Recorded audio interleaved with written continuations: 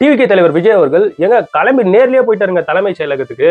So அவர் இதுக்கு முன்னாடியே வந்து அவருடைய எக்ஸ் வலைதளத்துல வந்து ஒரு போஸ்ட்டை வந்து போட்டு இருந்தாரு. அதுல வந்து என்ன சொல்லியிருந்தாருன்னா, இந்த மாதிரி டிவிகே வந்து பெரம்பூர்ல வந்து பிரச்சாரம் பண்ண போனா அந்த இடத்துல வந்து பிரச்சாரத்துக்கு வந்து அனுமதிக்க மாட்டாங்க. ஸோ அதற்கான பர்மிஷனை வந்து கொடுக்க மாட்டாங்க.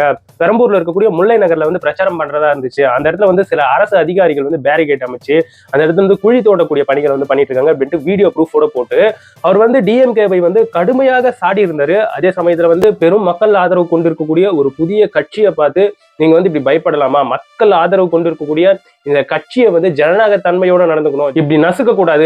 இதுக்கு வந்து மக்கள் வந்து இப்ப வரக்கூடிய எலெக்ஷன்ல வந்து டிஎம்கே வந்து வீட்டுக்கு அமைச்சிருவாங்க அப்படின்ட்டு ஏகப்பட்ட விஷயங்கள் சொல்லி ஒரு போஸ்டே போட்டு இருந்தாரு.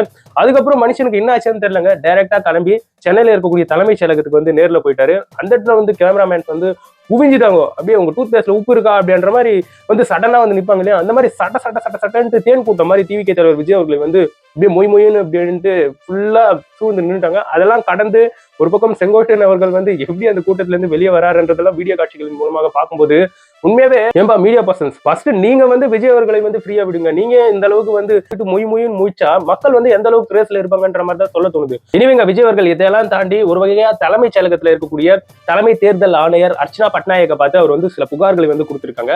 அந்த புகார்ல என்ன இடம் பெற்றிருக்குன்னா, அதாவது ஒரு சில அதிகாரிகள் வந்து ஒருதலை பட்சமா நடந்துகிட்டு இருக்காங்க. ஸோ அந்த இடத்துல போயிட்டு நாங்க வந்து பிரச்சாரம் பண்றதுக்கு இடம் கேட்டா அவங்க வந்து ரிஜெக்ட் பண்ணாங்க. ஒரு பக்கம் போலீஸும் இதே மாதிரி தான் பண்ணிக்கிட்டு இருக்கு.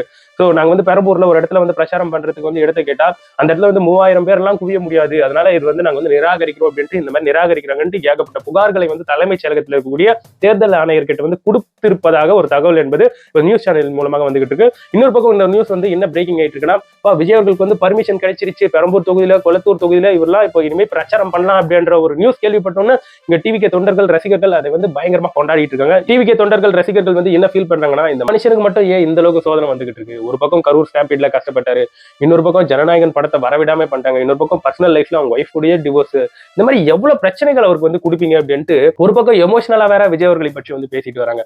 ஸோ இதெல்லாம் கேட்கும்போது உண்மையாவே அவர் நினைச்சு வந்து ஒரு பக்கம் கஷ்டமா தான் இருக்கு. இனிமேங்க இதை பற்றி நீங்க என்ன நினைக்கிறீங்கன்றது என்னோட கமெண்ட் செக்ஷன்ல பதிவு பண்ணுங்க.